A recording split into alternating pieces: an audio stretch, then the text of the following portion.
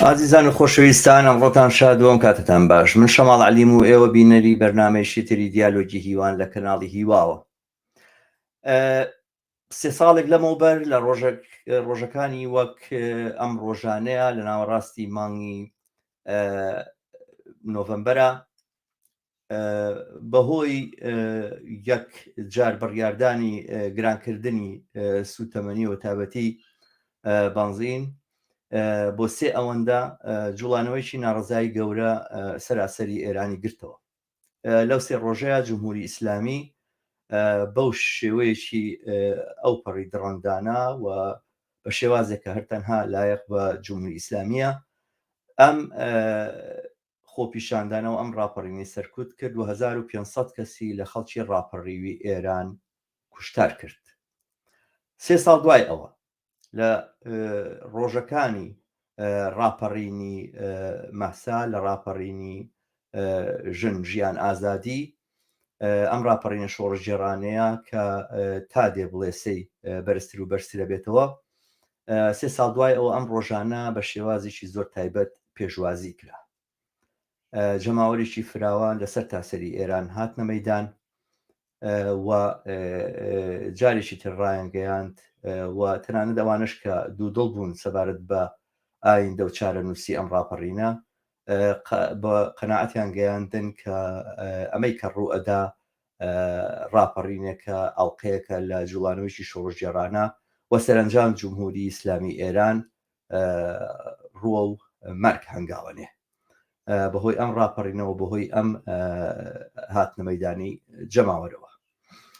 ئەمڕۆ بۆ ئەم بابەتە بۆ ئەم باسە ڕەحمانی حسێنزادەم لەگەڵایە بۆ گفتوگۆیەک بۆ دیالۆجێک سەبارەت بەم پێشهاتە تازانەی ئەم 4 ڕۆژەی ڕابردوو خوێندنەوەی ئەم ڕووداوانەوە ئەزمونانی کە کرێ سوودی لە وەربگیرێ و ئەوەی کە لە مەودواچی جوڵانەوەی جەماوەری یاخود ڕاپەڕینی شۆڕژێڕانی جەماوەری ئێران بە چ قۆناغی گەیشتووە و لەو چوارچێوە ئەرک و کارەدەم و دەستەکانی کۆمونیستەکان شۆڕژێڕان ئازادی خوازان لە پێشیانەوە کۆمونیستەکان دیارە ئەبێت چی بێ و چۆن ڕوبڕووی ئەم دۆخە ببنەوە. بەرلەوەی لەگەڵ ڕەحمانە دەست پێ بکەم پێم خۆشە ئەم سرودە کە هەر بە بۆنەی ئابانەوە لە چەند ڕۆژی ڕابردووە پەخش و بڵاو بووە سرودێکی لە ڕادە بەدەر سەرنجڕاکێشە. میدوارم بتوان لە بەرنامەکانی داهاتووە تەرجمە کوردیەکەشی بکەم و بۆ ئەوەی ئازیزی دووبارە دابنێمەوە بەداخەوە لێرە تەرجمە کوردیەکەی نییە بەڵام دووبارە چێژی خۆی هەیەکە بەرنامەکان بەوە دەست پێ بکەین. فەرموو.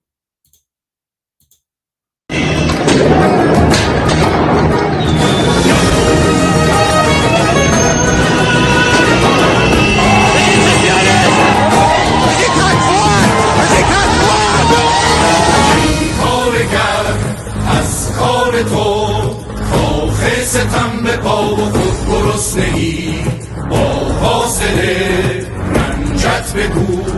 از بیش و کم در این جهان چه برده ای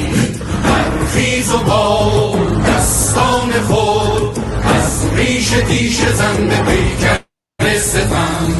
با اتحاد با انقلاب فردای سرنوشت خود زنی رقم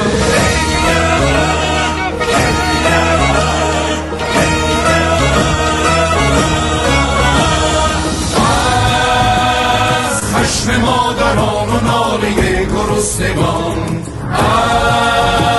از نعره های بی امانمان ز دعر جان از آتش فروش خشم پاد رهنگان زد شعله ها به خرمن سپاه دشمنان آبان ما آبان ما آبانمان و کارخون آتش است دستان ما از رنج کار خورشید داغ شعله های سرکش است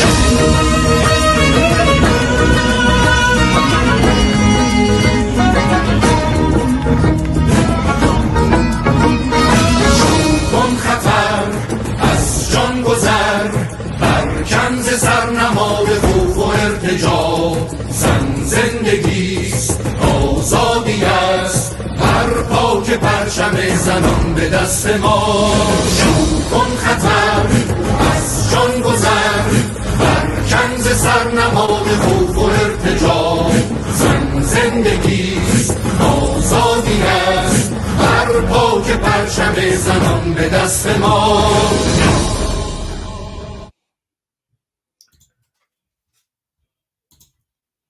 وڵی عزیزان خۆشەویستان، لەگەڵ ئێوە بەخێر هاتنی ڕەحمانەکەین. ڕەحمان بەخێر هاتی، سوپاس کە داوەتی منە قوبوڵ کرد و لەم بەرنامەیە سەرەڕایەوە ئێزانم کەمێکیش ناساغی ئامادەبووی بەشداری بکەی و ئەم کاتە بۆ بینەرانی ئەمە تەرخانکەی. بەخێر هاتی. زۆر سپاسی ئێوە و هاوکاران تەروە بینەران و بیسەرانی خۆشەویستی بەرنامەکە. هەلاوەڵۆ ئەبێ بڵم ببورن مقدارێک ئەگەر دەنگم فەرقی هەیە و لەوانەیە جاجار قۆخەیەکیش بێتە ناو دەقن وایە مقدارێک ئەوەی ئێمە پیاڵین سەرما خوردەجی و ئەوە یەک دوو ڕۆژەکە بەرحاڵ گرتومە بەرەو باشیە ڕوە و هیوادارم بتوانم بە شێوەیەکی مناسب جوابی پرسیارەکانتان بدەمەوە. بەرحاڵ سەرما خوردەجی ڕێگەمان لێ ناگرێت باسی ڕاپەڕینی ئێران بکەین بۆ ئومێدەی کە تەندروستی بەرەو باشی بچێ. ڕەحمان، من پێم خۆشە سەرەتا گەشتێک یاخود لێکدانەوەیکی گشتی تۆ، خوێندنەوەیکی گشتی تۆ بۆ ڕووداوەکانیان چەند ڕۆژەی ڕابردوو بزانم. ئەوەی کە من ڕەچاومکەوت کە من بینیم لە زۆرێک لە لێکدانەوەکانە کە لە کەناڵە جۆرا جۆرەکان بە زمانی عەرەبی و فارسی و ئینگلیزیش تەنانە دەکرێت، قسە لەسەر قۆناغێکی تازەی ئەم ڕاپەڕینە ئەکەن، قسە لەسەرەوەکەن کە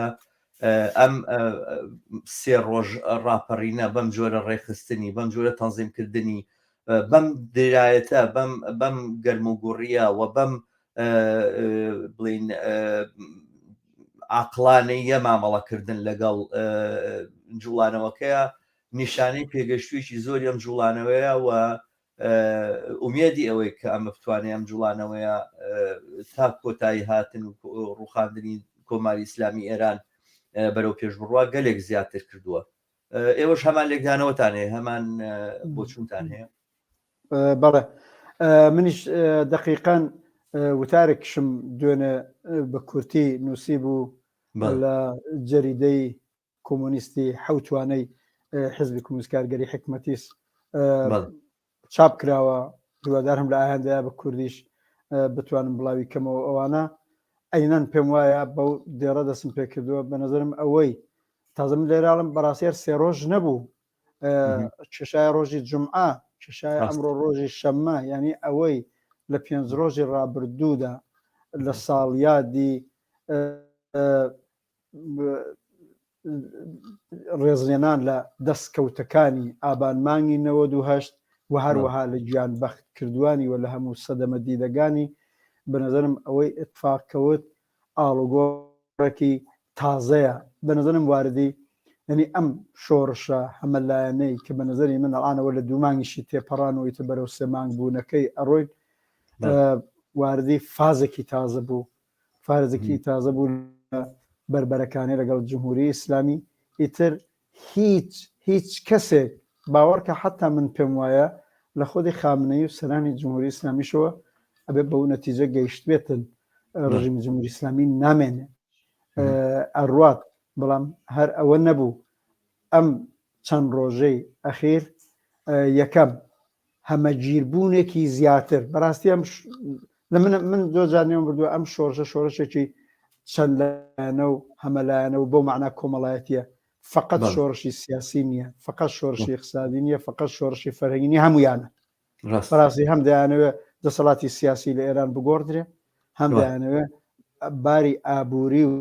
اقتصادی و مەعیشەتی کۆمەلگا باشتر بێ، هەم ئەوەی بە تایبەت ژنان پەرچەمداری بوون، ئەوەی عقبەت هەرچی قانون و فەرهەنگی دواکەوتووی ئیسلامی و حتا پیاوسالارانە کە لە چوارچێوەی نەدانم حجابی ئیسلامی و لە چوارچێوەی پوشی ئیسلامی و لە چوارچێوەی ئەو قانونانەی شەریعە و هەمووانەیە هەموو توور هەڵدرێ نەمێنێ و ئەمە ئەبینی هەمە گیریش بۆتەوە. وانە هەر کارگەران لە ئەتسابا بوون کە بوون، وانە هەر بە تایبەت دانشگاکان و جامعەکان ببوون کە ئیتر سەرتۆپی ئەم خەباتە ڕادیکاڵی ئەم دەورە بوون. خوێندکارانی مەدرسەکان هەروە، ڕانندەگان هەروە، نشستەکان یا تەقاعودیەکان هەروە، مامۆستایان و ئەوەی لە ئێران پێڵن فەرهەنگیان هەروە،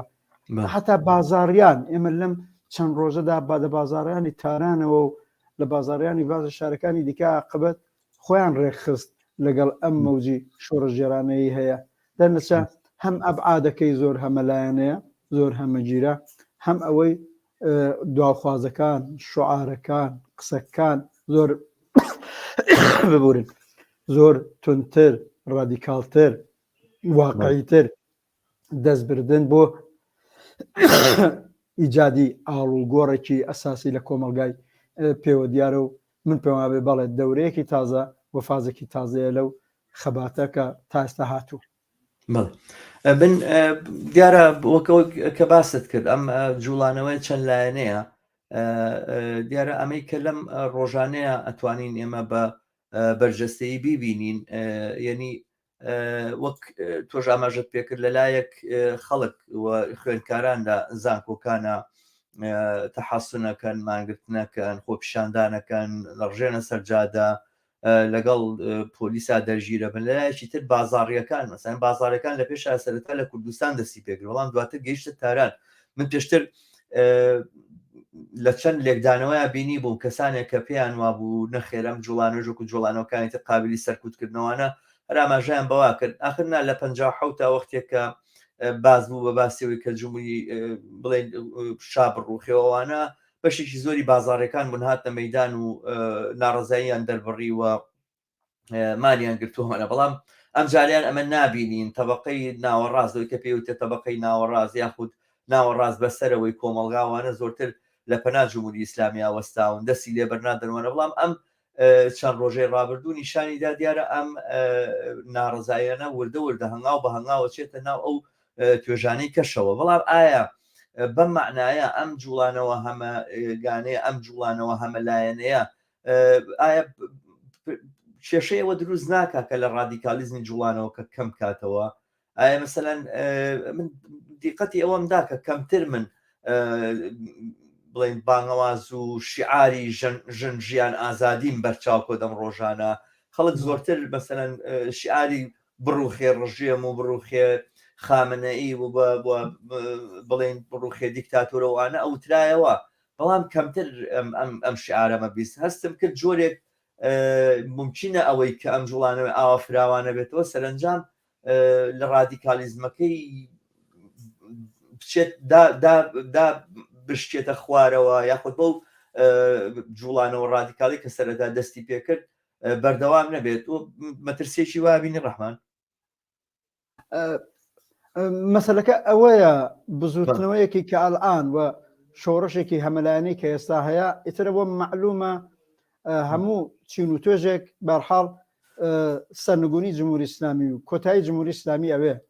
ئەمە بەڕاستی تا ساڵە لەوە پێش تا 2 ساڵ لەوە پێش وانە بوو. بەشێگەوەی تۆ پێڵەی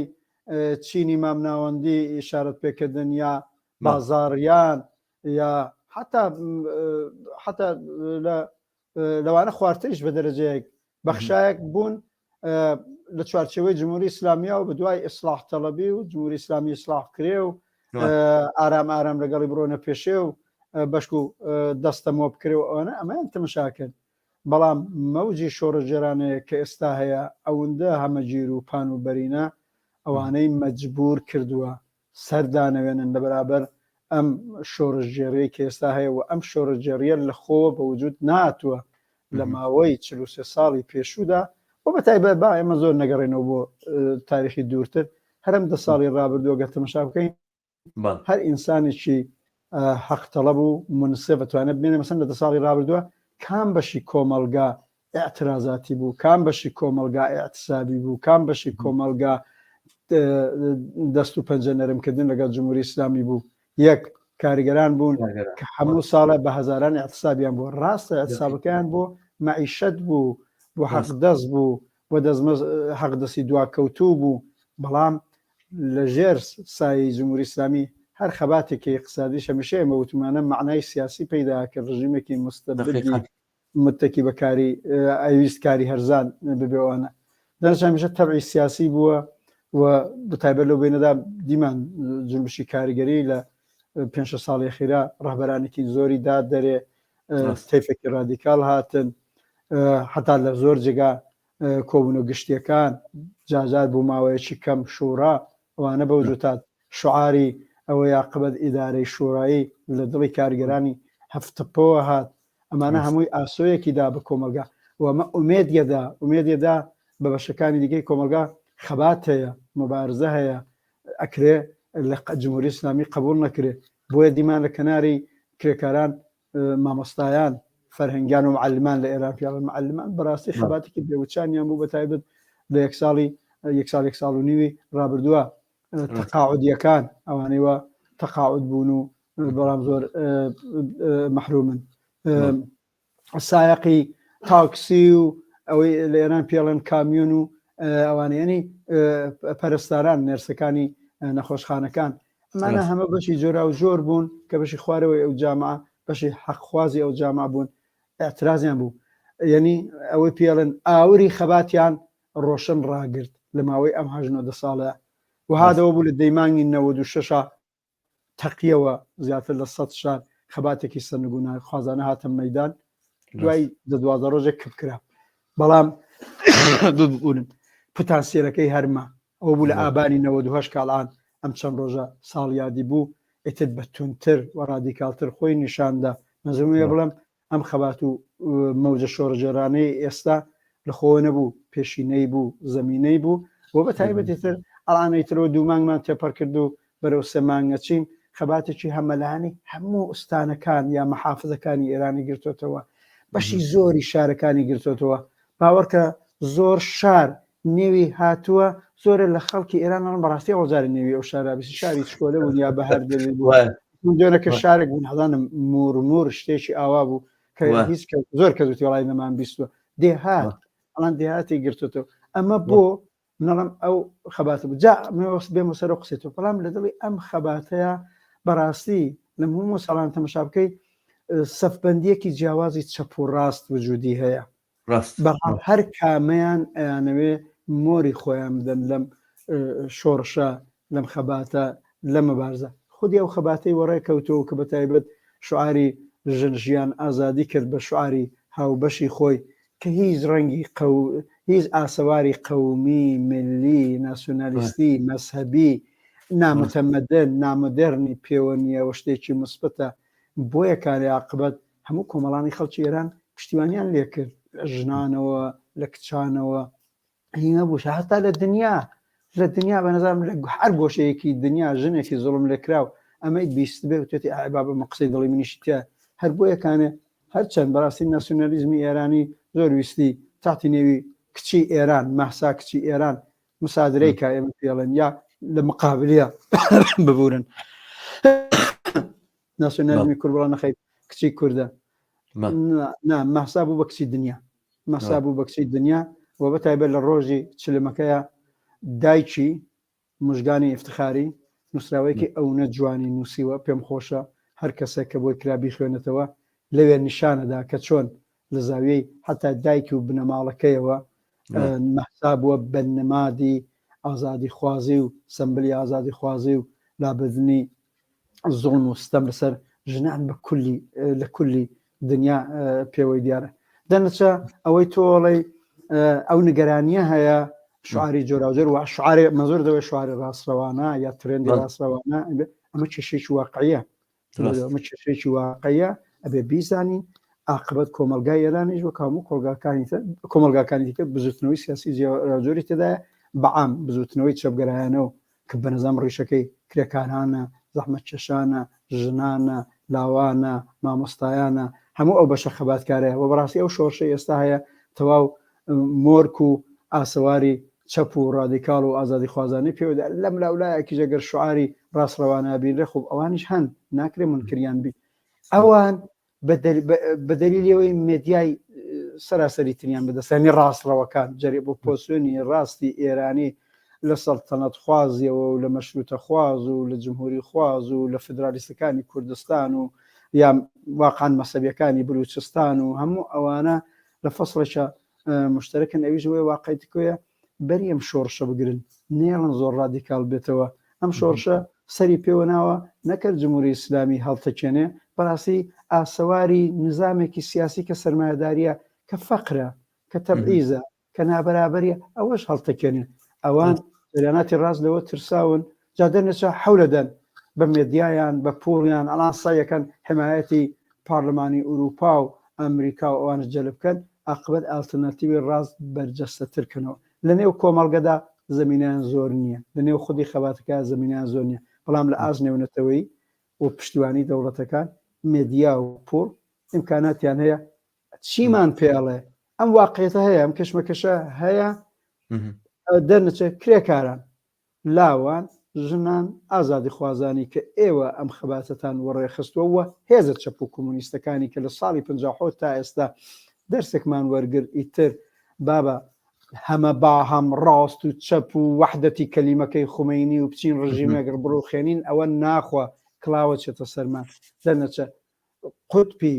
چەپ و سۆسیالیستی لە سەراسەری ئێران و لە کوردستانە بە پلتفۆرمی ڕۆشنی خۆی بە سیاسەتی ڕۆشنی خۆی بە تاکتیکی ڕۆشنی خۆی و بە هاوکاری و هەماهەنگی بە نظرم بەبێ بربەرەکانێ بکە لەگەڵ هەموو تەوتە ئەو پیلانەکانی بەرەی ڕاست و ئەجملە شعارەکانیشان کە تۆ نێوت زۆر باشە من دیارە ئاچینەوە سەرەوەی کە سۆشیالیستەکان و ئازادی خوازان و لەسەر پێشیانەوە کۆمونیستەکانە بێت چی بکەن بەڵام من لێرە یەک شتێک بڵێم لە سەبارەت بەم لێکدانەوەی کە ئێوە زۆر بە مۆزۆیانە و بابەتیانە چوونە سەریکەوە کۆمەلگەی ئێران و کۆر کۆمەلگایکی چینایەتی تر لە چینی جۆرا و جۆر پێکاتەوە جوڵانەوەی جۆرا و جۆری کۆمەڵایەتی تایە و بڵین ئاراستەی جۆر بە جۆریش لە ناوام جوڵانەوەیان مۆجود یانیەوەی کە بەرامبەر بە جمهوری ئیسلامی ئێران وەستاوەتەوە بە تەنها کارگەرانی نەبێ و حقەتە هەموو کەس بیزانێ ینی ڕاستە بەشێک کارگەران دوژمناتیی تەبقاتیان لەگەڵ ئەم سیستەمەیە هەیە لەگەڵ ئەم نیزامەیە هەیە کە برسی کردوون کە بێکاری کردوون کە نابەرابەری و تەفرەقەی چینایەتی و ئەوانەی چەندی تر فراوان کردوتەوە کە تۆڕێکی فراوانی فەسادی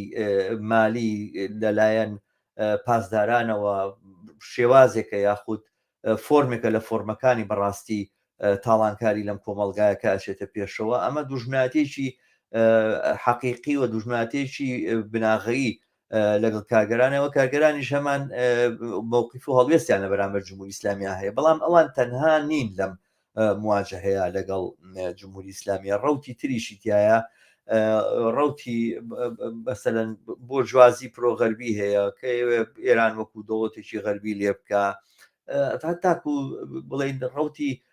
ناسیۆنالیستانی فاشیستانی ئێرانی هەیە ناسیۆنالیستی کوردی هەیە ئەو جوڵانەوە کۆنە پەرستانە هەیە کە بۆ نمونە ئێستا ئەوەی لە بەلوچستانە بۆ نمونە مەولەوی عەبدوڕەحمان تەمسیلێکاوانە مەولەوی عەبدوڕەحمان لە جمهوری ئیسلامی ئێران کۆنە پەرسترە یعنی ڕاستە ئێستا مەوزەعی لێ وەرگرتووانە وەڵام مەولەوی عەبدوڕەحمان چه هینێکی هەیە چه بڵین ئەفزەڵێتێکی بەسەر جمهوری ئیسلامی ئێران ئەویش دواکەوتوش کۆنە پەرستەویش دژیژنەوە کۆوانە وەڵام لەم کەینوبەینایی تروا هەڵوێستێکی وەرگرتۆ مۆزەیەکی وەرگرتۆ پێی وایە کە جمهوری ئیسلامی بڵین سەرە و لێژە و بەرە و هەڵدێرە ڕواوانە بەڵکو ئەویش لەم کەینوبەینا بەشێکی پێ ببڕێ ئەوانەی کە ئەحزابانەی کە بە شوێن مفاوەزات و بە شوێن سات و سەوداوە بوون لەگەڵ جمهوری ئیسلامی ئێرانە هەر لە ناو کوردستانە ئەمڕۆ خەریکن دەم لە شۆڕش جێڕبوونێکی ئەو پەڕی ئەدەن و قسە لەسەرەواکە کە ئەوانیش ئانوێ ئەم جمهوری ئیسلامی ئێرانە بڕوخێ بەرهەمە بەستمەوەی ئەم جوڵانەوە هەمەگانی و هەم جوڵانەوە هەموانەیان وا وەشکاڵی تایەوە ئەوەی کێم هەمومان پێکەوە بین و هەمومان هەر بە یەک ئاراستەیە بڕۆینەوەوانە نادروستە بەڵام لە لایەکی ترەوە باسەکە لەسەر ئەوەیە کە دروستە کە سۆشیالیستەکانە بێ خەتی شۆڕژێرانی خۆیان جابکەنەوە لەگەڵ لایەنەکانی ترا بەڵام بە بڕای من ئەم جیاکردنەوەیە ئەبێت جیاکردنەوەیکی واقعی بێ لە قوڵکردنەوەی سەرخستنی ئاسی چاوەڕوانەکانی جەماوەر لەم ڕاپەڕین و شۆڕشە وە قوڵکردنەوەی ئەو ئینتیقاد و ڕەخنەی کە جەماوەری کارگەر و زەحمەت کێشیانە مەسەلەن جوڵانەوەی ژنان بنمونە جوڵانەوەی ژنان لێستا لە ئێران لە دژی تەبعیز بەڕێکەوتو، لە دژی هەڵاواردن، لە دژی ئەو نایەکسانیە یاساییە قانونیە کە ژنان پلەدون لە کۆمەلگایە بە هەموو شێوازێک ئەنوا وەشکاو مەجالاتە دەرەکەوێت کە ژن مافی کەمترە لە پیاو. بەڵام ئەم جوڵانەوەی ژنانەکە لە دژی ئەم بێمافیەیە، لە دژی ئەم نایەکسانیە یاساییەیە، لە دژی ئەم بڵین هەڵاواردنەیە، بۆ ئەوەی کە بتوانێت زەخیرەیەک بێت لە زەخیرەکانی شۆڕشێک بۆ ئاڵ و گۆڕکردنی ڕیشەی کۆمەلگا، پێویستی بەوەیە ناوەڕۆکەکەی ڕادیکاڵ بێتەوە. یعنی لە بری ئەوەی کە بەتەنها لە دژی نابەرابەری یاسایی بێ، جوڵانەوەک بێت لە دژی نابەرابەری واقعی کە لەناو خودی کۆمەلگەی سویدیش مەوجودە و ئەم جوڵانەوەیە پۆتانسیێلی ئەوەی هەیە. یعنی بەڕای من کچانێک و ژنانێک کە ئەمڕۆ لە ئێرانە هاتوونەتە مەیدان بۆ دژایەتیکردنی جمهوری ئیسلامی و ئەم ڕژێمە دڕندەیە ژێپێ ئەخەن و حیجابە سووتێن و لەسەر جادە تەشقەڵە بەمەلا ئەکەن و بە جۆرە لە جۆرەکان هەموو ڕوبوزەکانی جمهوری ئیسلامی ئێرانە خەنە ژێرپرسیارەوە، بۆ ناتوونە دەمەیدان لە ناو خێزانە هەمان ئەو نابەرابەریەی کە لە ناو بڵێن بە سیاست ممارەساکرێت لە ناو خێزانە قوبوڵی بکەن. یعنی ئەوەی کە هاتوۆتە مەیدان و ئەم شەڕە سەر و ماڵە ئەکا لەگەڵ جمهوری ئیسلامیە، بە بڕای من یەکسانی و ڕاستەقینە و بەرابەری واقعی ئەوێ، بەرابەریە کە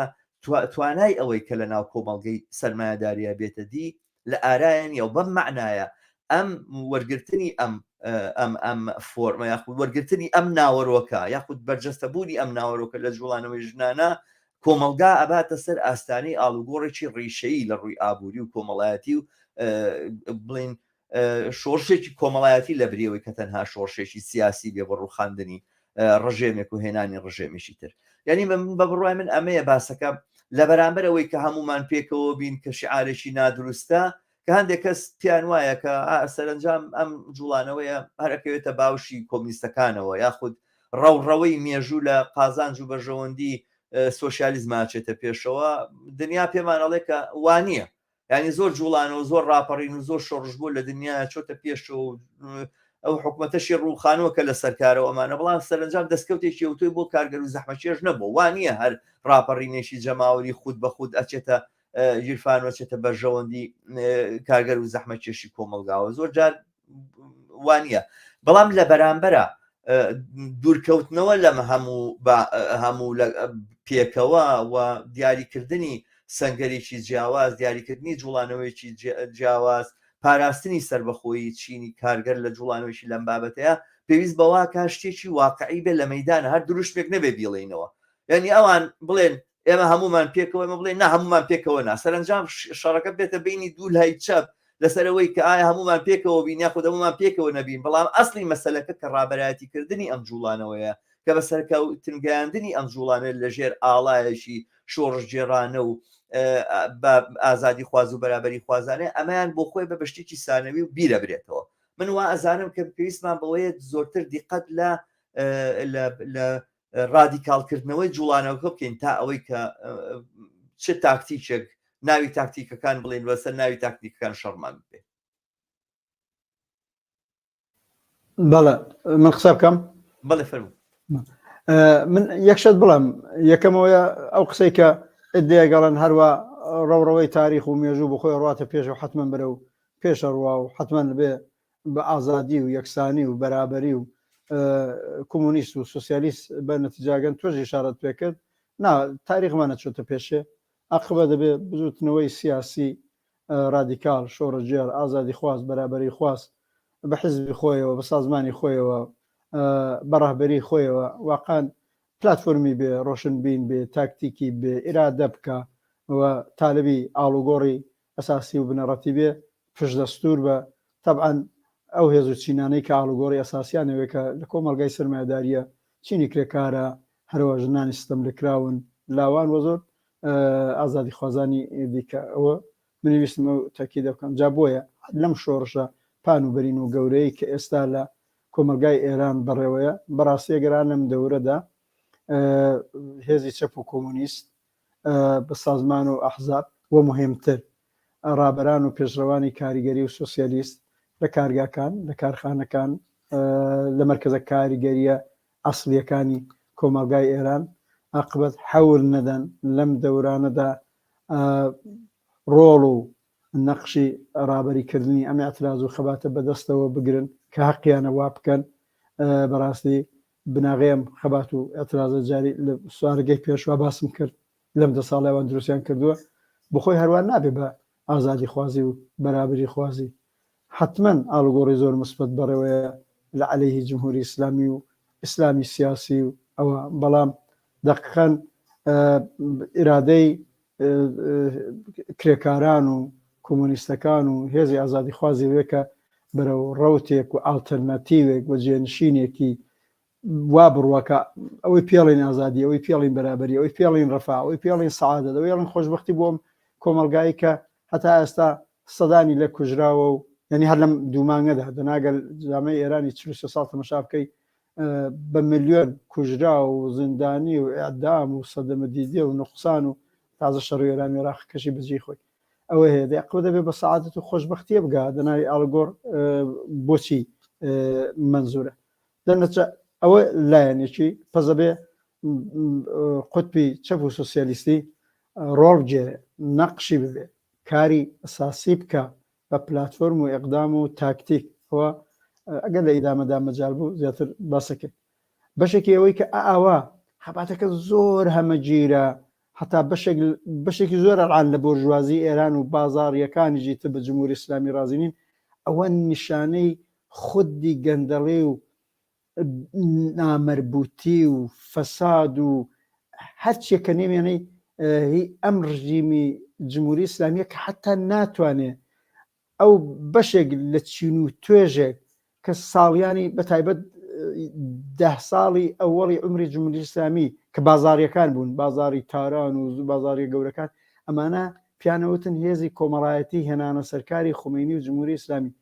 کارێکی کردو ئەم سیستمە بەرحازی اقتصادی بەرحازی ئیجتماعی تا ئەوانشی تر ئەڵان پێرازی نابێ پیان وایە کۆنا ئەبێ بڕوا مانعی بۆ دروست کردون حتا بۆ سەرمایەداری بوونەکەیان ئەوە لەو بابەتەوە خۆ بە نەزەرم چینی کرێکاری وشیاری ئێران کۆمونیستەکانی وشیاری ئێران لەوەی سەرنگونی خوازی پان و بەرین بۆتەوە تا پشت دەرگای خامنەی چوە بە خۆشحاڵ بن من لەوە نەگەران نیم کە زۆر خەباتەکە زۆر هەمەگیر بووە قەیناکە کوڕ بە هەرس بێنە ببیسی نیوەی سپای پاسداران هەڵگەڕانەوە لە عەلەیهی جمهوری ئیسلامی نیوەی ئەرتەشەکەی هەڵگەڕانەوە عاقبەت ئەوە وشیاری و ئاگاهی هەیە حسابی جنایەتکاران لە ڕاهبەری جمهوری ئیسلامی و لە بەیتی ڕاهبەری و لە مەجلیسەکەی و لە دەوڵەتەکەی و لە سپای پاسدارانەکەی و لە بەسیجەکەی و لە ئەرتەشەکەی لێمان تێک نەچێ حسابی جنایەتکارانێکە هەزاران ئینسانیان لە بەین بردووە لەمان تێک ناچێت بەڵام لێگەرە بە ئەو بەنظەم هێزی ئێمەی ئالتەرناتیوی چەپ و کۆمونیستی ئەگەر مدعین ئەوەی ئەم ڕژیمە زووتر بڕوا قودەر بگرین نابێت لە هەمەگیربوونی سەرنگونی خوازیەکە نگەڕین بەڵام لە عینە حاڵە وشیار بین بزانین تەرح و بەرنامەی جەریاناتی ڕاست چییە و دوای بەرنامەی جەریاناتی ڕاست نەکەوین سەری بۆ دانەنێوێنین وەکو ساڵی 57 وتیان وحدەتی کەلێمە و پشتەری خومینی فریویان نەخۆین 43 ساڵە چینی کرێکاری ئێران و کۆمونیستەکاری ئێران و مارکسیزم شۆڕژێر و کۆمونیزمی کاریگەری و فعالیتمانە کرد بۆ ئەم ڕۆژانە کە بڵین بابەجان ئەگەر ئاڵوگۆڕەی هاواسە کارگەرانی ئێران هەڕان کارگەرانی ئێران ژنان داوان عاقبەت 40 ساڵە ئێمە خەباتکاری مەیدانی مبارزین واقعا یەک نەفەر پێم بڵێ 5 ساڵی ئەوەڵ 10 ساڵی ئەوەڵ لە بەرابەر جمهوری ئیسلامیە تەیفی سەڵتەنەت تەڵەب چیان کردووە هیچ ئەوانەی ئەڵانیویان جمهوری خوازە حەبەشی زۆریان هەتا دەورەی حەسەنی ڕوحانیش ئیسلاح تەڵەب بوون لە پەنای جمهوری ئیسلامی بوون بەڕاستی تەنیا ئەوە کرێکاران بوون ئەوە بازنشستەکان بوون ئەوە فەرهەنگیان و معلەیان بوون و ئەوە تەسیراتی سیاسی و ئەمەری نیروی کۆمونیست و چەپ بۆ لەو جامعەدا ئەیدەنا ئەم دەرەجە لە شۆڕژگەڕی و چەپگەراییە بۆ لێرە زیاترە لەو خوڕەشە جەماوەریەی مسر نەبوو بۆ زگماکیە نەخێوانیە عاقبەت بەداخەوە لەو جامعەی گەورەی مسر چەپ و کۆمونیزمەکە لە 30 ساڵی گوزەشتەیە بەرحاڵ عاقبەت ئەو جێگارەگایی نەبوو کە تاسیر گوزار بێ بەڵام دوای ئینقلابی 57 بە هەر زمانێکی ناتەواوی ژەگەر و چەپە بوو بێتی و دەورانێکی بەتایبەت بەڕاستی من لێرە جێی خۆی باسکەم کۆمونیزمی کاریگەریەکی لەژێر ڕابەری مەنسوور حکومەتە بە زمانێکی تەواو و ڕۆشن تەسیری بووە عاقبەت ئەوە ئاسەرەکەیەتی لە ئەوەی بەتوندی لە عليهەی فەقرن لە عليهەی تەبعیزن لە عليهەی نابەرابەرین ئازادیانەوێ بەرابەریانەوێ ئەوە یاڵن بابێتتر ڕژی مەرگ بەرستەمگەر چ شابێت چ ڕابەر ئەمە لە خۆ دروست نەبووە هەموو ئەمانە ببوورە نیشانەی وشیاریە ئاگاهیە جا دەرنەتیجە بۆیە ئەلعان ئاوایە سوالی پێشوە بەنظرم دوو ئالترناتیوی کۆمەڵایەتی فقط سرفەن سازمانی ناڵم ئەو کۆمەڵایەتی لە ساحەکەیە هەن یەکیان ئالترناتێکی پان و بەرینی من پێڵێم کۆمۆنیستی کاریگەری کە ناخی کۆمەلگاکە کرێکارانن هەرم ببورن بەشی زۆری هەرم خەڵکی هەرم ژنان و لاوان و ئازادی خوازانی تینووی ئازادین بەشێکیش خوب هێزی کۆمەڵایەتی بەرەی ڕاستن کە لە مەشروتە خواز و جمهوری خواز و فدرالیست و ناسیۆنالیستی ئێرانی و ناسیۆنالیستی کورد و ئازەری و ئەوەشە خۆی نیشاندان من بەڕاستی عدەیەک پێم وایەوانی هێزی کۆمەڵایەتی خۆیانیان هەیە لەعینە حاڵە چاویشان بڕیوەتەوەی غەرب و ئەمریکا و ئەوانە پشتیوانیان لێ بکە هەر وەختەی لە ساڵی 57 ئەمە کێشەیەکی واقعیە دوودان ئالترناتیو هەیە ئالترناتیوێکی کۆمونیستی کاریگەری ئالترناتیوێکی ئەگەر نێوێکی گشتی بەدانین بورژوان ناسیۆنالیزمی پرۆغەربین ئەمدەتەن لەوەیان مشتەرەکن کە پرۆغەربین ئەوێ سەر بە ئەمریکا و ئوروپا ئەوە بن سبێنەگە دەسەڵات کەوتە دەستیان ئەقساد بە شێوەیە کە ئوروپا و ئەمریکا منزوریان ئەقساتی بازار ئەوە دا بمەزرێنن بەس بەرحاڵ سەرمایهداری ئێران ببوژێنەوە کاری هەرزان زیندوو بکەنەوە ئستبداد دووبارە زیندوو بکەنەوە تەبعاً حتما ئیتر تەجروبەی کۆنەپەرستی جمهوری ئیسلامی ئەو نەزۆرە ببەخشن بە دەرەجەیە چێرەیەکی مدێرنتر ڕەنگە لە خۆیان نیشاندن ئیتر نەباسی حجاب بکەن نەباسی پوشی ئیسلامی بکەن زۆر لەومانەوەڕانە ئەیکەن ئەو نمونانەی کە مەسەنە نەبینی تۆ لە تورکێژەی بینی هەرچەند جریانی ئیسلامی لەسەر کارە بەڵام ناتوانێت عاقبەت وەکو جمهوری ئیسلامی بکە لەگەڵ ژنان لەگەڵ لاوان لەگەڵ ئازادی خوازان دەنەچەم منزومەیە بەڵام کێشەیە واقعە من نیگەرانی هەمەگیربوونی شۆڕشەکە نیم یەک نگارانیم هەوێ ئەویژەیە قوتبی چەپ و سۆسیالیستی و نیرۆکانی چەپ و کۆمونیست بە ئەندازەی کافی وشیاری سازماندەهی ئاگاهی و تەلاش بۆ تەمینی ڕەهبەریەکی چەپ کە کۆمەلگا بە دوای خۆیان بچێشێ ئەوە لە خۆن نیشان نەدەن ئەو وەختەیتر ڕاست دەست باڵا پەیداکە ئێمە چەپەکان نۆبەمانە نێڵین ڕاست دەست باڵا پەیداکە نۆبەی کارگەر و کۆمونیزم و چەپە نەخشێک بنوێنێ بەڕاستی زۆر باشە من دێمەوە سەرەوە کە چەپەکان بزەبت ینی بڵین یەک و دووسێ چی بکەن ئەمڕۆ چی زەرورە بەڵام ئەمە لێرە باسی شتێک بکەم کە کەمتر بڵێن ئەو هەتاو نیگەرانیانەش کە هەیە سەبارەت بە ئایندەکانی ئەم شۆڕشەوە ئایندەکانی ئەم ڕاپەڕینە و گۆڕینی بە شۆڕشیشی سیاسی ئەوانە کەمتر بیستومە کە بچنە سەر ئەم مەسەلەیەک ئەوە کە ئەبەی کە ئێستا لە ئێرانە لە بەردەم پەلامار و هێرشایە پەلامار و هێرشی جەماوەرایە و ئەیانەوێت خەڵک ئەیانەوێت بەڕاستی وەلای بنێن خودی دینە خودی ئیسلامە ئەو ڕۆڵ دەور و جێگا شوێنەیە کە دین و ئاین لە وەکو کۆڵەکەیشی پاراستنی ئەم سیستەمە ڕۆڵە بینێ ینی ئەم لابردنی ئەم فاکتەرە لابردنی ئەم عامیلەکە عامیلێکی زۆر کارای گۆڕینی باڵانسی هێزە بە قازانج و بەرژەوەندی سەرمایهداران کردنە دەرەوەی لە سەحنەکەیە کلێنێکی زۆر زۆر گەورە بۆ سەرمایهداری بۆ بۆرژوازی ئێران و بگرە ناوچەکەش دروستەکە بەڵام ئەپڕکردنەوەی ئەم کلێنە ئیتر بە بڕایمە بە لیبرالیزم نابێ بەوە کە بڵین جۆرێک مەجموعەیە قیەمی لیبرالی و دیموکراسی و ئازادی و ئەمانە بێنەتە پێشەوە و ئەوە گوایە سەرمایهداری ئێران بتوانێت بەم ئایدۆلۆژیایە ڕێگا بگرێ لە بچوونە پێشەوەی جوڵانەوەی شۆڕژێڕانی جەماوەر بە بڕای من پێچەوانەکەیەتی ئەو دیموکراسی و ئازادی دەربڕین و ئازادی ناڕەزای و ئازادی دروستکردنی ڕێکخراوی کارگەری لە ڕواگەی بۆرژوازیەوە بۆی زەهرە ئەگەر شتێکی ئەوە بێتە پێشەوە بڕای من کولی سیستەمەکە و کولی نظامەکە لە درێژماوەیە لە بەردەمی پرسیاری لە ناوچوونە ئەبێ بەم معنایە بەدیل و ئەلتەرناتیڤ بۆ سەرمایهداران وابێ لێرە چاوە لە بەرچاو بگرین ڕەحمان ئێران وڵاتێکی کەم نییە لە ناوچەکە ئێران وڵاتێکی چکۆلە نییە مەسیری و ئایندەکەی کەس گوێی پێ نەدا. ئێران ینی تەواوی کەنداو، ینی تەواوی بڵێن تاسیرێکی زۆر زۆر گەورە لەسەر لوبنان، لەسەر سووریا، لەسەر عێراق، لەسەر تەنانەت تورکیاش، لەسەر عەرەبستانی سعودی، لەسەر یەمەن، لەسەر هەموو ئەم ناوچەیە. ینی ئێران یەکێکە لە کۆڵەکەکانی ئەمڕۆ ئەوەی کە پێوترێ بڵێن سیستەمی نێودەوڵەتی لە ناوچەکەیە. ڕووخانی ئەمە لاچوونی ئەمەەوە بەم معنایە جێگرتنەوەی بە سیستەمێک کە سیستەمێکی ئازادی خوازانە و کەمێک بڵێن ئەو فۆرمە غەربیە لە دیموکراسی بێت و ئەمانە سەرنجامە بێتە فرسەتێک بۆ دەرکەوتنی جوڵانۆکی شۆڕژێرانە سەر تاسەری ناوچەکە. بەم معنایە من وازانم ئەمە بۆ بۆژوازی قابلی قوبول نییە و قوبولی ناکە، بەڵام ئەوەی کە ئەتوانێت جێگەی دین پڕکاتەوە بۆ سەرمایهداری بە بڕای من تێڕوانینێکی ناسیۆنالیستی، پان ئێرانیستی، فاشیستیە کە ئەگەر بۆ ژوازی لە ئێرانە بیەوێت جێگەی جمهوری ئیسلامی بگرێتەوە و ئینسیجام بە ڕیزەکانی خۆی بدا ئەوانە بە بڕای من سەرنجام لە ژێر سایەی سیستێمێکی لەم بابەتەیە ئەتوانێت ئینسیجام بەخۆی بدا. سیستێمێک کە پان ئێرانیزم بکە بە ناسامە و هەوێتی خۆی و ئەمە بکاتە ئایدۆلۆژیای زاڵی داهاتوی سەرمایهداری. لەبەرەوە ئێمە دروستە کە جمهوری ئیسلامی ئێران هەرە بێ لە ناو بچێ بڕوخێ، بەڵام خودی ڕووخانی جمهوری ئیسلامی ئێران ئەو پرسیارە گرنگە و مهمە کە ئایندە ئەبێت چۆن بێت و چی بێ نابێت لە بەرچاوی ئێمەی لابەرێەوە، نابێت جەماوەری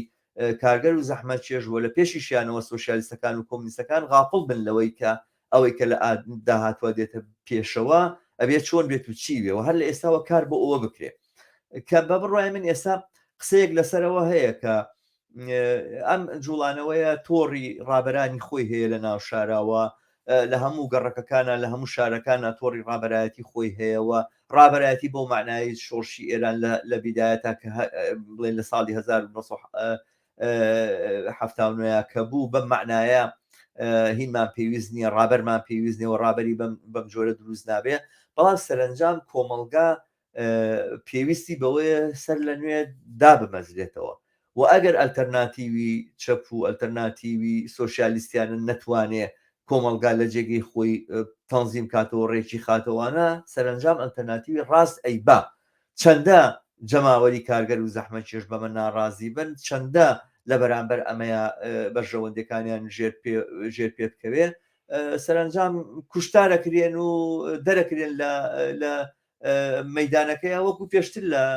شۆڕشی پێشووترا بینیمان و هەمان سیناریۆ دووبارە بێتەوە و جەریانی ڕاست و ڕەوتە ڕاستەکان ئەتوانن دووبارە سازمانی کۆمەلگا بە دەستی خۆیانەوە بگرن. ئەوەی کە ئەتوانین ڕێگە لەمە بگرێ ئەوەیە کە ئەلتەرناتیوێک و بەدیلێک بێت. لەبەرەوە باسەکە لەسەر سلبی و ئیسپاتی نییە، زۆر جار ئەم مناقەشەی دروستە بێ ئێمە ئایا لە دەورانی شۆڕجێرانەیە هەر تەنها باسی سیلبی بکەین، باسی ڕووخانی ئەمەی ئێستا بکەین و ئەوانەیە قسە لەسەر داهاتوو بکەین. قسەکردن لەسەر داهاتوو، قسەکردن لەسەرەوەی لە داهاتووە ئەبێت چی بێتوانە بەشێک دەتوانێت چارەنووسی ئەم جوڵانەوەی ئێستاش بە چ ئاراسەیەکە ئەڕوا دیاری بکە. من بلەم بابەتەوە پێم وابێ کەلێنێک بەڕاستی ئەبینم، هەستەکەم پێویستی بە پڕکردنەوە هەیە و پێویستی بە خێرا وەڵامدانەوە هەیە. نەزەری ئێوە چییە ڕەحمان؟ من ئەوە بڵێم یەکەم ئەم مەوجی دژی ئیسلامی و دژی ئیسلامی سیاسی و هەموو قانون و بەرژەوەندەکانی لە جامعی ئێران و جمهوری ئیسلامی بڕوخێنێ، منیش پێیان بێ کاردانەوەیەکی گەورەی جیهانی و کاردانەوەیەکی گەورەی لە ڕۆژهەڵاتی ناوەڕاستە بێ. من لە جێتر بابزانم لە کۆنگرەی حزبمان بوو لە پەیامێکدا ئیشارەم بەوەدا کە ڕۆنەسانسێکی دژی ئیسلامی لە کولەی جیهان و بەڕاستی لە منتەقا وەڕێکەوێەوە ئاڵۆگۆڕێکی زۆر زۆر ئەساسی و ومێت بەخشە. هەر ئەڵانی نمونونەکانی بینی. ئەوە یەک. دوو، ڕۆڵی ژنان لە پاشەکشەدەران بە کۆنەپەرستی، نەفەقەت کۆنەپەرستی ئیسلامی، پیا و سالاری، دواکەوتوی و زۆر شتی دیکە، ئەمەش مهمە. ئەمە جزئی ئاسەوارەکانیەتی. لەلایەکی دیکەوە من پێم وایە ئەڵان کە بەرەو سەرنگونکردنی جمهوری ئیسلامی ڕۆین و هەر ئەڵان مەوجێکی شۆڕە جێرانەیە، بەڵام شۆڕشی واقعی بە تایبەت بۆ چینی کرێکار و کۆمۆنیستەکان لە ڕۆژی ڕووخانی جمهوری ئیسلامی و بە دوایەوە دەست پێکا کە لە نەزەر منەوە ئەم مەوجە کۆمەڵایەتی شۆڕەجێرانە چۆن تەبدیلیکەن بیجۆزنەوە بیکەن بە شۆڕشێکی کرێکاری بە تەوری واقعی پشت بە سوو بە چینی کرێکار چینی کرێکاری وشیار تەبعاً حزبی کۆمونیستی ڕۆشنبیر ئەمسالی ئێمە و غیرە بە تەبدیل بە شۆڕشێک کرێکاری ئەو جۆرەی لە انقلابی ئۆکتۆبری 1990 دەرنەچە کاری قورستر دوای ڕوخانی جمهوری ئیسلامی دەست پێکە بۆ بۆرژوازی چییە بێ منیش پێم وایە بە ڕوخانی جمهوری ئیسلامی بۆرژوازی لە منتەقەکە یەکێ لە ئالترناتیڤەکانی کە ئیسلامی سیاسی بوو و زۆر زدی کاریگەر بوو زدی ئینسانیەت بوو زدی هەر شتێکی حەقوازانە بوو ئیترەوە بە نەزانم پەروەندەی پێچرێتەوە بەچی پڕیەکەنەوە منیش پێم وایە لە کۆمەلگای وەکو ئێران و عێراق و سوام ئەفغانستان و ئەو وڵاتانی کە تەواوی تاریخیان استبداد زەدە بوون سرف دیکتاتۆری نەبوون زۆر چار چەپەکان تەفاوەتی بینی استبداد و دیکتاتۆری تێکەڵەکەن هەموو وڵاتێکی جیهان دیکتاتۆری بۆرژوازی ئەلان حاکمە بەڵام لە هەموو وڵاتێکی جیهان استبداد حاکم نییە لە سوێدی کەڵات و ئەم مساحبە لەگەڵ منەکەی و منیش لەوێم بەرحاڵ استبداد حاکم نییە بەڵام دیکتاتۆری بۆرژوازی هەیە لە وڵاتی استبدادی ئەوان احتیاجیان بەهێزی بۆ ئەوەی سەرمایەکەیان سەرمایە لە ئێران باش بچەرخێ و سوودی گەورە بۆ سەرمایەداران دروستکە هێزی هەرزانی کرێکاریانەوێ بە خەڵکی زەحمت کێشیانەوێ و بۆ ئەو هێزی کاری ئەرزانە تەزمینکەن دەوڵەتی استبدادیانەوێ منیش پێم وابێ ئەو وەختە بە دوای بزوتنەوەیە کە گەڕن کە بتوانێت دەوڵەتێکی استبدادی محکەم لە چەشنی ناڵم ئەینی وەکو دەورەیشە بەرحاڵ پڕکاتەوە وەختی ئیسلامی سیاسی بەدەستیانەوە نمە ڕفۆرمیزمەوە جواب ناداتەوە لیبرالیزمی ئەوەی کرارسی کۆڵان عدەیەکیش لەخۆ نێئۆ لیبرالیزمیش بەنەزە منیژەوە جواب ناداتەوە نهایەتە نەچنەوە بەلحازی ئابووری چنە سەر ئابووری نەوەی تاچەریستی ئەو جۆرەی ئینەی کرد و بەلحازی سیاسی وەچنە ڕژێمێکی ئستبدادی کە هەر لەو ئێرانەی ئەمە چیکە منیش پێمایە ناسیۆنالیزمی ئێرانی ئالترناتیوی ئەوەڕکێتی بۆ یاڵم ئەوەی هەیە ناسیۆنالیزمی بۆرژوازی پرۆغەرب و ناسیۆنالیزمە محەلیەکانیش هاوجاتیان هەیە ئەوانی چونگی ئەگەر بۆیان بەڕسمێت بناسن سەهمێک لە قودرەت مەسەل ناسیۆنالیزمی کوردیا ئازری و پرۆغەربیشن هاوجاهاتی نیشانەدەن لەگەڵ ناسیۆنالیزمی ئێرانی بەنظەم ئەمە ئالترناتیوە بەڵام من پێم وابێ ئەمە شاید تەنیا ملاحزەیەک بێ ئەکرێ پان ئێرانیستی نەبێ پان ئێرانیزم ترندێک بوو کە ئیدعایەوەیە کرد کە کولەن ئەفغانستانیش جزوی ئێرانە بەشێک لەم جمهوریانەی پێشووی رووسیا جزوی ئێرانە بۆ بووشە لە تاریخ مەسام جمهوریانە بەشێکیان ئەو بەشانی لە قەفقازن بەڕاستی بە نظری خۆیان ئەوانە تاریخی طبقات چینە داراکانە خۆ من و تۆ تیا شەریک نین بەحاڵ ئەوەیە بەڵام ئەوەی ئەبێ ناسیۆنالیزمێکی عەزەمەت تەڵەبی تۆندڕە و ئەوەی خۆیان نێوێنیان تەواویەتی ئەرزی خواست نابێ هیچ گۆشەیە لە ئێران شتێکی لەکەم بێتەوە بە قیمەتی سەرکوت و کوشت و بڕ کە هەم دەورەی سەڵتەنەت کراوە لە عەلەی ئەجم لە خەڵکی کوردستان حتا خەڵکی ئازەربایجان وە لە دەورەی جمهوری ئیسلامیشە کە بەتوندی کراوە ئەو ناسیۆنالیزمی عەزەمەت تەڵەبی تەمامیەت ئەرزی خوازی ئێرانی ئەو ئالترناتیوەیە پرۆغەربیشە و بەنظەم وڵاتانی غەربیش حمایەتیان لێ یەکەن عاقبەت بەلحازی اقتصادیەوە و بەلحازی سیاسیەوە بەلحازی فەرهەنگی فەرقیانە بێ لەگەڵ جمهوری ئیسلامی عاقبەت ئەم فەزا تەنگ و ترشەی کە جمهوری ئیسلامی بەرابەر بە ژنان و لاوان و ئازادی خوازان و خەڵک بۆ جوتێنەوە ڕەنگەوانە بێ لە دەرنەتیجە ئەمە خەتەرێکە بۆ ئەمە ئالترناتیوەکە بەڵێ من لەوێڵم ئەهانوێ بەوە بە ناسیۆنالیزمی عەزەمەت تەڵەبی ئێرانی کە جائیتر نازانم چەندە لەم کشمەکشانی دێتە پێشێ لەگەڵ ناسیۆنالیستە محەلیەکان ملیگەرا محەلیەکان بە تەوافقەگەن کە مەسەنن ئەلان بەحسی فێدرالیزم مەطرح بووە ئەرزیەتێکی زۆری نییە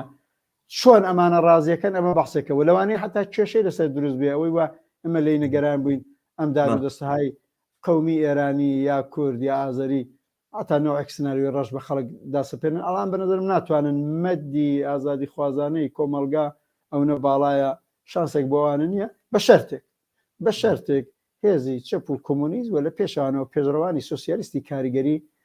وەزیفەی خۆیان بزانن ڕسالەتی خۆیان بزانن نەخشی خۆیان لەم دەورانەدا بزانن ئەوە زۆر مهمە. دێکەوابێ باسەکە تەنها لەسەر مەسەلە هەرەوە نییە کە ئازادی بەرابەری بەدی بێتەوەوانان خودی پاراستنی مەدەنیەتی کۆمەلگا خودی پاراستنی ڕەشانەی کە لەم ناوچەیە بۆ بەشتێکی ئاسایی و ئەفغانستانمان لەبەرچاوە سووریامان لەبەرچاوە یەمەنمان لەبەرچاوە لیبیامان لەبەرچاوە عێراقمان لەبەرچاوە بۆی کەوا لەم چارە نووسە بە دووربین و ئەوانە بە بڕای من تاقە ئومێدێکەوەیە کە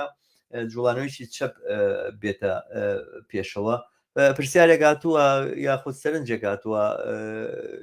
هاوڕێک بە ناوی عیمادعالی سەرنجێکی نردووە حتممە دوایەت چینە سەری بەڵام ڕەحمان من لێرە پێم خۆشە لەسەر ئەم نقطەیە بوەستم ئەگەر ئەمە و ئەمەی کە چەپ و سۆشیالیستەکان کۆمونیستەکان ڕۆڵ ببینن وەکەوەی وتمان بەو جۆرەیەکە بۆ پاراستنی تەنانەت چارەنووسی کۆمەلگاش جگە لەوەی کە بەدیهێنانی ئازادی و یەکستانی جگە لەوەی بەدیهێنانی خواستەکان و ئەو ڕزگاری خوازی کە لەناو ئەم جوڵانەوەی هاتوۆتە پێشەوە لە ڕووی کۆمەڵایەتی و لە ڕووی فەرهەنگی لە ڕووی سیاسی و لە هەموو لایەنێکەوە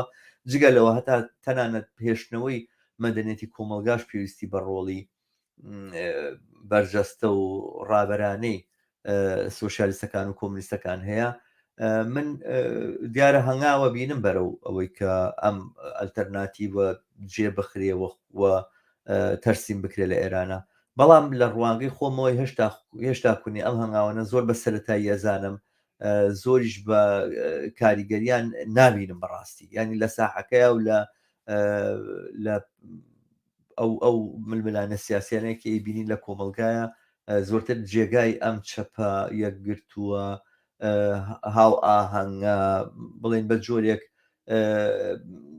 ڕێکخراوێکی فراوانتر جێگا بکرێتەوە بۆ ڕابەرانیشی زۆری جوڵانەوەی کارگەری کە مەرجنی هەمانە و تعبیرانەوە هەمان ئەو تێربانە بەکاربێنن کە ئێمەمانان لەسەری ڕاهاتوین و بەکاری دێنین بەڵام چەپن سۆشیالیستن بەژەوەندی چینی کارگەریان ئەوێ ئازادیان ئەوێ یەکسانیان ئەوێ ڕێکخراوێکی لەم بابەتە لە ئێرانە لە ئێستەی ئێرانە من بەڕاستی جێگاکەی چۆڵ ئەبینم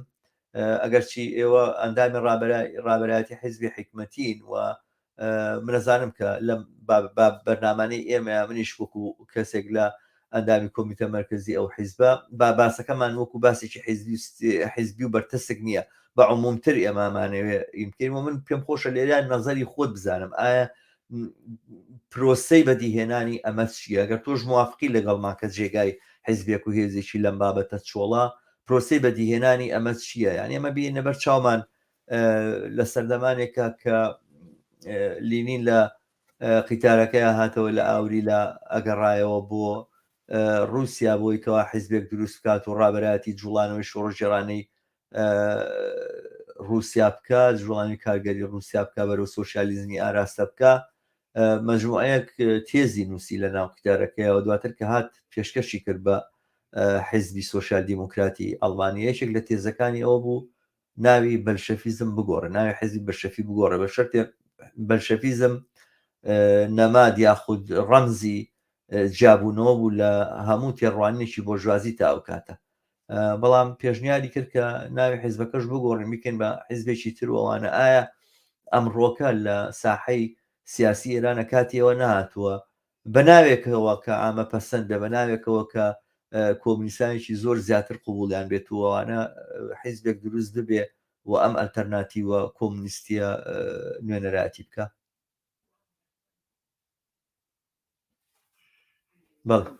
من ئەوە بڵێم ئاڵوگۆڕێکی کە لە ئێران بەڕێوەی و هەموو کەس دەیبینێ بە نەزەرم شۆڕش و ئاڵوگۆڕێکی مێژوویە ئەوەی هەر حیزبە چیەکە هەتا ئێستا ئەم دوو مانگە بە لەحازی مێژووی زۆر شتی بەجێهێشتووە حتا ئەگەر جمهوری ئیسلامی ئەم فەرزە ناخۆشە بکەین کە هیوادارم ئومێدەواریشم کە ناکرێت فەرزکەین 5 ڕۆژی تر ئاسان سەرکوتێکی عەجیب بکە بەڵام هەر ئەم دوو مانگ و 12 ڕۆژەی کە گوزراوە شتی ئەو نەمێژووی بەجێهێشتووە کە بەرحاڵ ئەو کۆمەلگایە ئیتر بەرەو شوێنێکی دیکارڕوا و تەبعەن معلوم بەنظام جمهوری ئیسلامی نامێنێ با من ئەنی تا ئێستا مێژووی جار لەم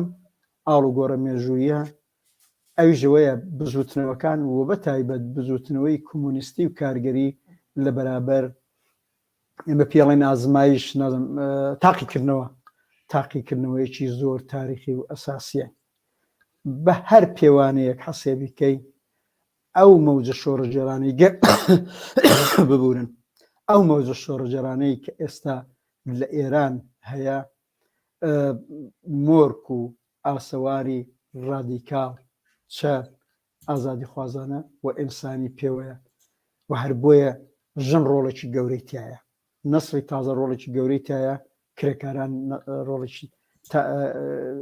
موەسسریان هەیە بەڕاستی لە ناخی کۆمەلگاکەدا جریاناتی بۆرژوازی و ڕاست نیرویەکی تەسیرگوزار و جدی نەبوون لە ڕەخساندنی ئەم وەزیەتەدا خەریکن بە زۆر خۆیانی داسەپێنن بە زۆری مدیا و هەموو ئەمانە بورن دەرنەچە من لە مناسبەتی دیکەش ئاوتمە ئەگەر ئەم جارە لە ئەم ئاڵگەڕە مێژوویە کرێکار و کۆمونیزمی کۆمەلگای ئێران و ژنان و لاوان و ئازادی خوازان و بەرابەری خوازان نەتوانن دوای جمهوری ئیسلامی ئالترناتیڤێک بەرزکەنەوە کە ئیدارەی کۆمەلگای ئێران بەدەستەوە بگرێ بە قازانجی چینی کرێکار و زەحمەتکێش و ئازادی خواز و بەرابەری خواز ئەوەی ئێمە لە یەک شعاری مشەخصا ئێمەی کۆمونیست کارگەریەکان هەمیشە وتمانە ڕەفا ئەوەی وتمانە ئازادی بەرابەری ڕفاهی گشتی ئەمە دانەمەزرێ بە نەزەرم ئیتر خەتای شەرایتە مەوزوعیەکەی نێو کۆمەلگا نییە ئیترەوە دەستەوەستانی خودی چەپ و کۆمونیستەکان و ئەمسالی ئێمەیە و تاریخ عاقبەت ئەمان خاتە حاشیەوە بۆیە من پێم بێ ئێمە لە بەرابەر تاقیکردنەوەیکی مێژوویین و بەو معنایە بڵێ هێزی چەپ و کۆمونیست با بڵێ منزورم چێت لە پێشا پێشڕەوانی چەپ و سۆسیالیستی نێو جنبش کارگەریە زۆرن ئەسەن مەیلی سۆسیالیستی نێو جنبش کارگەری ئێران ئێجگار زۆر و قەویە و لە نەزای من و مەیلێکی ئەسڵیە ئەو پێشڕەوان لە نێو خوێندکاران لە دانیشگاکان چەپ و سۆسیالیزم قەویەت ئێمە لە بیرمانە چەند ساڵەوە 10 ساڵەوە پێ دانیژوانی ئازادی خاو و بەرابەری تەڵەبوودا لە نێو مامۆستایان و معلمان زۆرە بەڕاستی ئەمە تەبلیغ نییە ئەمە پرۆپاگاند نییە حاصلی 30 ساڵ خەوات و مبارزە کۆمونیزمێکی معتەبەر محتەرەم وجودیە بەڵام پرش و بڵاوە بەڵێ ئەوە بەرەسمی تزانم ئالعانە و بۆشایی تۆڵی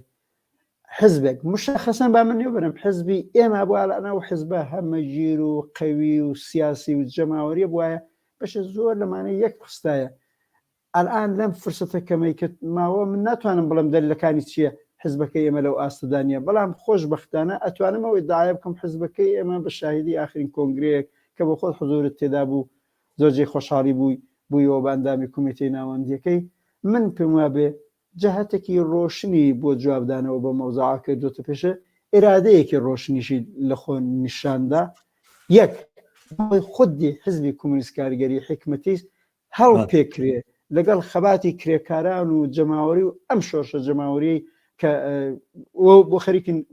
بۆی تێکۆشین لە عینە حاڵا پێمان وایە لە پرۆسەی سەرنگونیدا ئەبێ کارێ بورە کارێ بکەی قوتبی چەپ و سۆسیالیستی لە ئێرانیش و لە کوردستانیشان متەقاعد من لانی کەم لە حەولی پلاتفۆرمێکی شۆڕجێرانەی سەرنگونی کۆ ببنەوەکە چەند ساڵەوە پێش لە کۆنفرانسی ستۆکۆڵما کردومانە ئەڵان لە کوردستان ئامانەوە بکەین پازێ لە چەپەکان ئیرادی لێگرن هەر ئیرادێکی لێگرن پێمان وایە ئەمە عەرسەیەکی تاکتیکی زۆر ڕۆشنە ئێمە پێمان وایە ئێمەی حزبی کۆمونیست کارگەری حکمەتیست و کۆمونیستەکانی دیکەش ئەبێ کۆمەڵایەتی تر پەرچەمی ڕوخانی هەم جمهوری ئیسلامی هەم داڕشتن و نەقشە و سیاسەتی دوای ڕوخانی جمهوری ئیسلامی بەدەستمانەوە بێ وەلەو بابەتەوە هەر هێزی حزبی ئێمە کافی نییە لە هێزێکی جەماوەری کرێکاران هەمووانە تا ئەوجەی بەحسی نێو هات ئەمە شاید لە فرسەت ترا باسی کەم نێوی ئەسلی ژنبشی ئێمە و حزبی ئێمە کۆمونیزمی کارگەریە من پێم وابێ بانگەوازم بۆ هەموو کرێکاران بۆ هەموو زەحمەت کێشان بۆ هەموو لاوان بۆ لە دەوری کۆمونیزمی کارگەری و حزب کۆمونیست کارگەری حکمەتیست کۆبن ئەزانم تۆ ئیشارەت بە مەوزوعەکە کە لە کۆنگرەی ئێمەدا باسیەوە مەطرح کرا ئەم سفەتی حکمەتیست لا برێوە هەر نێوی کۆمونیزمی کارگەری لە نێوەکەدا ببێ دوو هاوڕێ ئەمەیان مەطرح کرد ئەم بەحسە نەبراوەتەوە لە نێو حزبی ئێمەدا و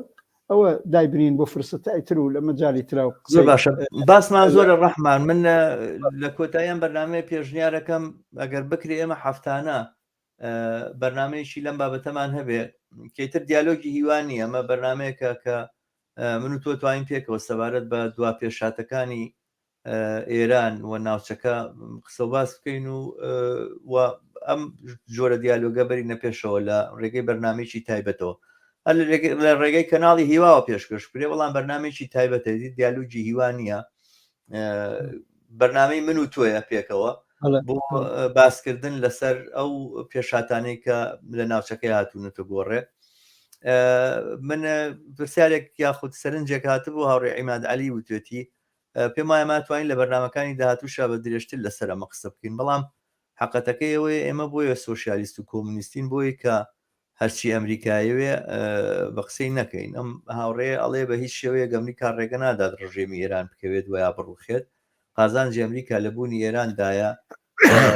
حاڵ ئەمریکا هەر قازانجێکی هەر چیشی ئەوێ و ناوێ من باسێکە و بابەتێکە بەڵام وی کە شۆشێک لە جێگایەکە هات بێتە مەیدان و خەریک بێ بەرەو پێش بچێ ئەگەر قەرار وابێ هەر شۆشێگە کرێت لە پێشا بڕوا ئیزن لە ئێران لە ئەمریکا وەربگری یاخود لە دەوڵەتە گەورەکان وەربگرێ بزانێت چیەکە ئەوانە بە نظرم باشترین شت دەوەی ئێمەش وەکو کۆمونیست دابنیشین زانین ئەمریکا مەشیەتی چێمەژەوە بکەین هەرحاڵ بۆیە شۆڕش شۆڕشە بۆی کەوا مەشیەتی خۆی پستەپێنە نەک مەشیەتی هیچ وڵاتێکی تر بەرێتە پێشەوە بەرحاڵ جوابی و پرسیارە ڕوونە ئەمریکا هەر مەشیەتێکی وەرچێکی ئەوێت دەیەوێت جەماوەری ئێران هاتوونەتە مەیدان و جمهوری ئیسلامی ڕوخێت جمهوری ئیسلامی ڕۆژەکانیشی نەوێ مانگەکانی ژمێراون تێبە مانگەکانی بۆ بژمێرین و کۆتایی بە تەمەنی بێتەوە شتێکە گەڕانەوەی نییە ئەوەی کە هەموو ئەوانێک کە چاودێری دۆخی ئێرانەکەن و ڕاستیا ئەسەلمێن و ئەزانن بەرحاڵ ڕەحمانەوە پێشنیاری منە من پێم باشە لەم بابەتانەوە بۆ ئەم باسانە لە بەرنامەی داهاتوو هەموو هەفتانە پێکەوە بەرنامێکی لەم بابەتەمان هەبێت کەناڵی هیواوە کە زۆر شت کە فریان نەکەوتین ئەمڕۆ باسی بکەین و زۆر شت کە دێتە پێشەوە پێویستەکە قسەی لەسەر بکەین پێکەوە دیالۆژی لەسەر بکەین من زۆر استقبالەکەم لەم پێشنیارەی تۆ زۆریشە سوپاسەکەم چونکی ئەساسی زەحمەتەکەی تۆی کێشی ئەوە من زۆر ئامادەگیم هەیە و زۆریشی بە پێویستی زانم هەر بە خۆت بەرنمەیەکی جیاواز لەمەی کاناڵی هیوابێ ئەمە یەک لە جوابی پرسیاری عیماد عەلیدا هەرەونە بڵێم ئەمریکا هەموو مقدراتی ئینسان ناتوانێت تەعیین بکە ئەو حتا خۆی هات عێراقی ئابم دەردە بردیا ئەفغانستان عاقبەت مەجبور بوو لەوانە پاشەک شێ بکە هەموو شتە بەدەستێونێ تازە مەد و ترندی ئرتجاعی و کۆنەپەرست داعش و غیرە لە مقابلیا بوون و یا جمهوری ئیسلامی من ئاڵواردی بەحسەکەی نابم بەتایبەت ئەگەر چاوکەیرە ئەم شۆڕشە هەمەلایەنەی لە کۆمەڵگەی ئێرانە ماڵ بە ماڵی خەڵکی ئێران لە دوو مانگەدا شۆڕشیان لە نێو ماڵەکەی خۆیان هات دیوە و ئبتکاراتیان دیوە بە نظرم هەموو زلهێزێک مەجبورە سەری بۆ دانێوێن ئەوان ئەڵان خەرێن پیلانی بۆ ژێرن پیلانی بۆ ژێرن ئەوەی وە خودی شەماڵ عەلی وتی ڕادیکالیزمەکە قوڵتر بکەیەوە چاتکە بەری ئەوە بگرن و عاقبەت بەشێکی دیکە لە بۆژوازی و ڕاست بێنە سەرکار من پێم مەجبورە بن و ئاسارەکانیشی دیارە خەریکن سەردانەوێنن لە بەرابەر ئەم مەوجی شۆڕژانە و ئاخری قسەشم لە مەوردی ئەو مەسەلەی نێوەوە ئەوە بەحسێکی جیاوازە هیوادارم لە ئایندەدا بە تێر و تەسەری قسەی لێ بکەین ئەوەی معلومە لە کۆنگرێ ئێمەدا بە سوورەتی سمیناری کەناری ئەو بەحسە مەطرح بووە لە گۆڕین ناوی حیزبی حکمەتیە دیارە لێرە بەڵێ منزورمەوە ئەوە لە چونکی عەلەنیش بڵاو عەلەنیا هەچێ ئەوە کەماکان لە کۆنگرەی داهاتوونێتە دەرێ حیزب کۆمونیست کاریگەری ئێران حکمەتیستە حیزب کۆمونیست کاریگەری ئێران حکمەتیستە ئەوە بڕاوەتەوە بەڵام بەحث لەو بابەتەوە هەیە ئێمەمانەوە وەکو حیزبێکی سیاسی باس ئەم بەحسە بەرینە پێشە و بەبزانین لە ئایندەدا چ جۆر بەحسایەک لەم بابەتەوە مەطرحە بێ دەیجا شەوتان خۆش زۆر باشە زۆر سپاس ڕەحمان من دووبارە سپاسی تۆکەم بە نەخۆشی و بە سەرماخوردەگیش دەردی خۆتانەڵێن هەر ئامادە بوویان بەرنامەی پێکەوە بکەین تەقدیرم هەیە بۆ زۆر سپاس دەکەم مێدەوارم بە زووی چاکبیتەوە و هەفتەی داهاتوو فرسەتمان بێ پێکەوە بەرنامەیەکی تر سەبارەت بە دۆخی ئێران و ناوچەکە پێکەوە بکەین هەر بژیت زۆر سپاس زۆر مەمنون زەحمەتت چێشە هەر بژیت بەڵێ ئازیزان و خۆشەویستان بەم جۆرە دێنە کۆتایی بەرنامەی ئەم هەفتەیەشمان بەرنامەی دیالۆژی هیوا دیالۆگێک بوو لەگەڵ ڕەحمانی حسێنزادە سەبارەت بە ڕۆژەکانی دوان ڕۆژەکانی ڕاپەڕینی شۆڕژێڕانی جەماوەری ئێران کە سەرهەڵدانێک و باڵاگرتنیشی پێوە دیار بوو لە ڕووداوەکانە و هەروەها سەبارەت بە هەندێک پرس و بابەت لە مەڕ جوڵان و ڕاپەڕین شۆڕجێڕانی خەڵکی ئێران و گفتوگۆمان کرد بۆ ئومێدەی کە لە بەرنامەی تری دیالۆجی هیوایە پێ بگەین و تا ئەو کاتەش بە شادی و کامەرانیتان دەسپێن هەر بژین.